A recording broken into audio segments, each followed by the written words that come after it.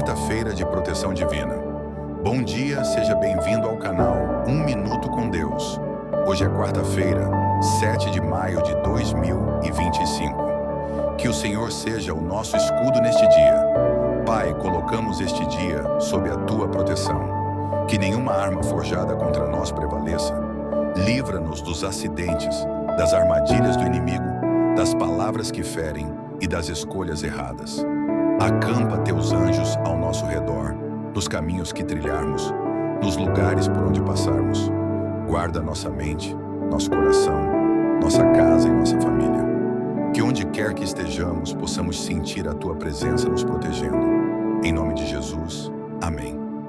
Curta, compartilhe e escreva amém se você deseja viver debaixo da proteção de Deus hoje.